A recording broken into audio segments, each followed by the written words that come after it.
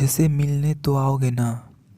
दोस्तों, यह एक प्यार भरी मेरे जीवन की एक सच्ची दास्तां है जिसने मुझे एक ऐसा शख्स दिया जिसके लिए मैं कुछ भी करने के तैयार था, जो मेरे दिल की गहराइयों तक गई, जिसके लिए मैं किसी और की तरफ भी नहीं देखता था। सुबह का अखबार पढ़ते हुए अचानक मेरी निगाह अपनी नई पड़ोसन से जा टकराई। मैंने सुना तो था कि मेरे बगल वाले फ्लैट में कोई महिला अधिकारी शिफ्ट होने वाली है, पर यह हमारा पहला आमना सामना था।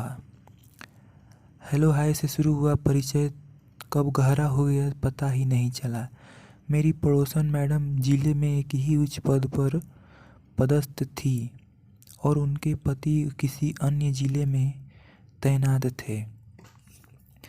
उनके पति का आना जाना कभी कभार ही हो पाता था। पड़ोसी होने के कारण वह मुझसे काफ़ी घुल मिल गई। एक दिन उन्होंने टोक ही दिया कि तुम मुझसे हमेशा मैडम कहकर बात मत किया करो। मैंने कहा, मैडम, मैं अभी एक विद्यार्थी हूँ और आप इस जिले में तैनात एक वरिष्ठ अधिकारी। आखिर हमारा क्या रिश्ता हो सकता है। वह कुछ देर तक शांत रही और फिर अपनी चुप्पी तोड़ते हुए बोली कि अगर तुम बुरा ना मानो तो मुझे भाभी कहकर बुला सकते हो। मैंने कहा, आपकी बात सही है मैडम, पर मात्र भाभी कह देने भर से तो रिश्ता नहीं जुड़ जाएगा। वैसे भी यह बड़ा नाजुक व प्यार भरा रिश्ता है। इस रिश्ते को निभा पाएंगी आप?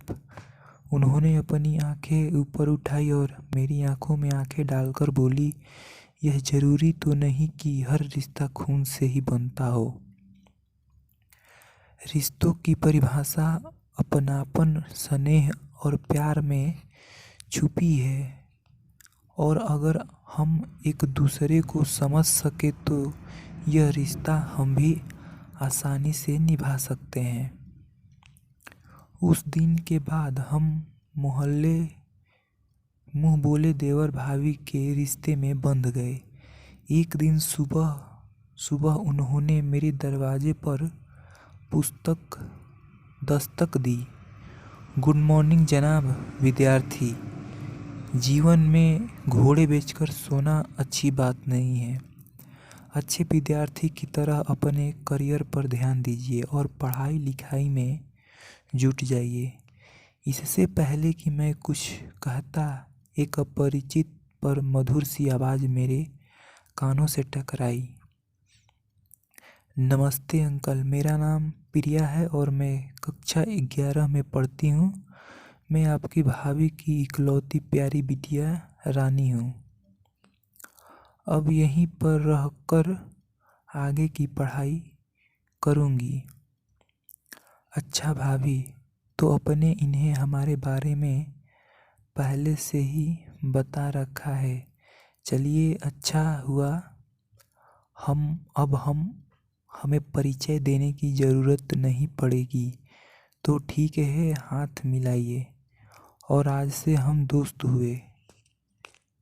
अच्छा अंकल, अब आप बताइए कि कैडबरी चॉकलेट पसंद है ना आपको? हाँ हाँ, क्यों नहीं। तो फिर शाम को आप कैडबरी चॉकलेट लेकर आइएगा। चल हट बदमाश कहीं की, अभी अंकल से कायदे से परिचय भी नहीं हुआ और तेरी फरमाइशें शुरू हो गई। भाभी ने कहा, आप इसकी बातों में मत आइएगा, क्योंकि खाने पीने को लेकर दोस्ती करने में यह काफ़ी तेज है। अरे तुम दोनों के चक्कर में मेरी चाय भी ठंडी हो गई। अच्छा, तुम जल्दी से फ्रेश होकर आ जाओ, तुम एक एक कप गर्मा गर्म चाय हो जाए। वक्त के साथ प्रिया मुझसे काफ़ी घुल मिल गई। वह मेरे खाने से लेकर बाहर जाने तक का हिसाब किताब रखती थी। जब कभी भी मैं देर से आता तो प्रिया दरवाजे पर खड़ी मेरा इंतज़ार करती रहती है और जब तक मैं खाना नहीं खा लेता वह कुछ नहीं खाती। उसकी मम्मी भी खुश थी कि प्रिया को बोर नहीं होना पड़ता।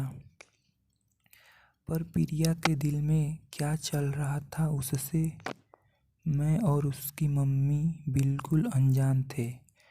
वैसे कुछ सोचने का कोई कारण भी नहीं बनता था।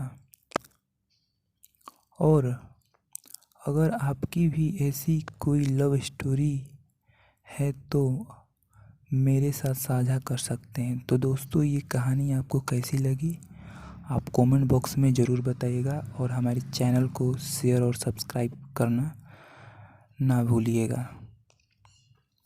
Thank you. आशा करता हूँ आपको स्टोरी बहुत अच्छी लगी होगी।